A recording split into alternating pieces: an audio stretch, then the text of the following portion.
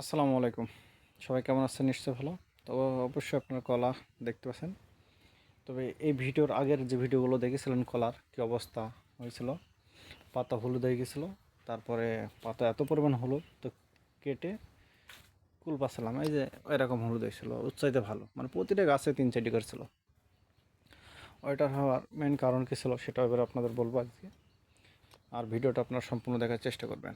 আর তো অবশ্যই দেখতেছেন কাঁদি বের হয়েছে। কাঁদি কয়টা বের হয়েছে সেটা গুনেছি, মনে হয় 120টা মতন কাঁদি বের হয়েছে। আর এখনও 200-250টা গাছ বাকি আছে। তো যাই হোক, এখন আপনার সাথে কথা বলবো এই রোগটা কীভাবে আস্তে আস্তে কমে গেল।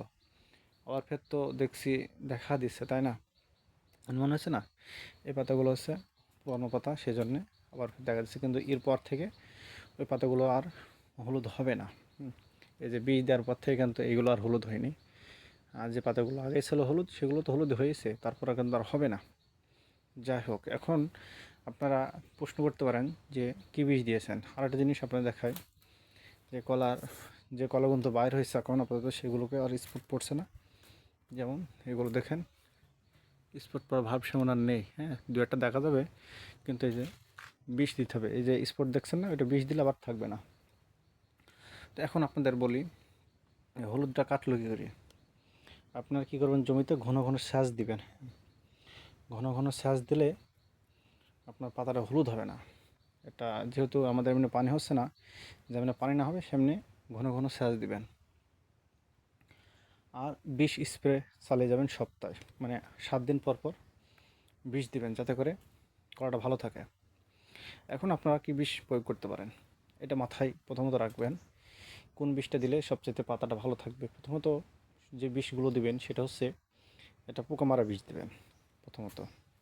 দ্বিতীয়ত এটা পাউডার বিষ দেবেন। আপনার কার্বনডাজিম গ্রুপ হোক বা ম্যানকোজেব গ্রুপ হোক, যে কোনো একটা বিষ, পাউডার বিষ স্প্রে করবেন। এর সাথে একটা তরল বিষও দিতে পারেন, যেটা হচ্ছে আপনার অ্যামিস্টার টপ গ্রুপের মতো। হ্যাঁ, অ্যামিস্টার টপ গ্রুপের বিষ একটা দিলে অল্প করে দিবেন, সমস্যা নাই। আর যে রোগে যে পাতাগুলো যে হলুদ হয়ে গেছে, এই পাতাগুলো কেটে দিবেন। এই হচ্ছে কথা।